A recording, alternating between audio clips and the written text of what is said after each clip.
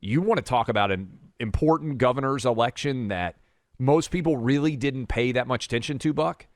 Ron DeSantis beat Andrew Gillum by around 30,000 votes in 2018. If Andrew Gillum wins that election, then what ends up happening in the state of Florida is, I really do believe this, I think Florida would have locked down like California. I think Florida would have locked down like New York and Michigan and many other blue states. And the red state governors, many of them followed in the wake of Ron DeSantis' lead in terms of COVID normalcy. That would have been much more challenging to do without the leadership shown by the state of Florida.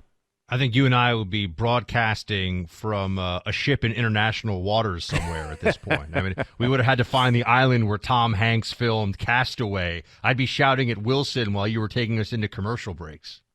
It is amazing. A lot of people don't pay attention. I do think that's been one of those impacts. We talked earlier about how many more parents are involved in school board decisions and local elections in a way that maybe in the past have not been. I don't know that there's ever been a more consequential time in any of our lives to be governor than what we've seen over the past 2 years. I mean, the Republican Party really does have this huge opening, and it's been happening here for a while, to be the party of, well, what do normal people who aren't indoctrinated with fashionable ideology, what do they think about things? You know, just a normal everyday American is going to think, and when I'm not just talking about Republicans here, I'm talking about independents, I'm even talking about some Democrats. Remember, Trump got a bunch of former Obama voters to switch over. A lot of working class folks. Changed the election in the Midwest. A lot of working class folks listen to this show.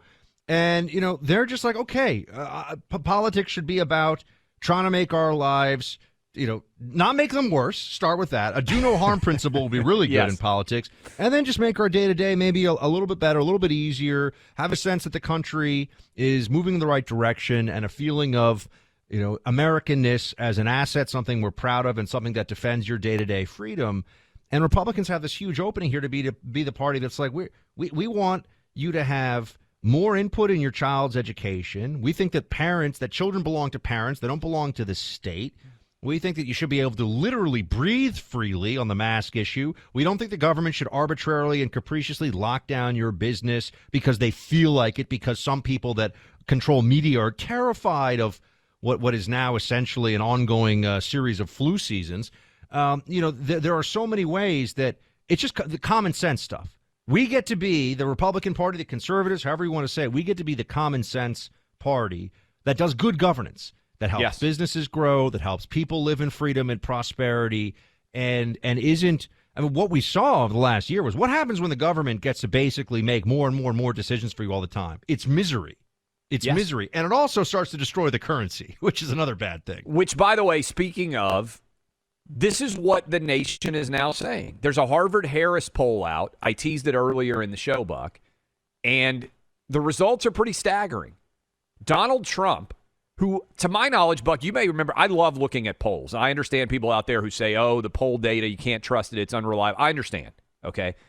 But I don't remember ever seeing Donald Trump having a 6-point lead over Joe Biden at any point from any poll that existed during the 2020 election.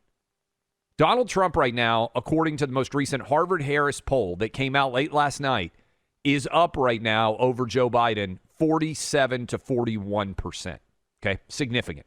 That's a 6-point lead over Biden for Trump. Buck, he has an 11-point lead over Kamala Harris. 49 to 38. Now, if you believe, as many of our listeners do, that these numbers oftentimes are skewed in terms of being favored towards Democrats, I mean, this is unprecedented for him to have a lead. And I also think this is significant.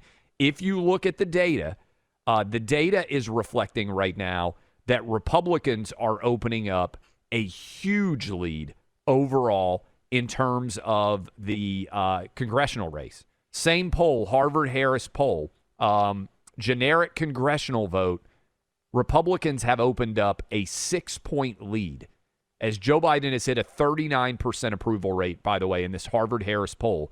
Republicans have opened up an unheard of 6-point lead in this overall battle in the midterms.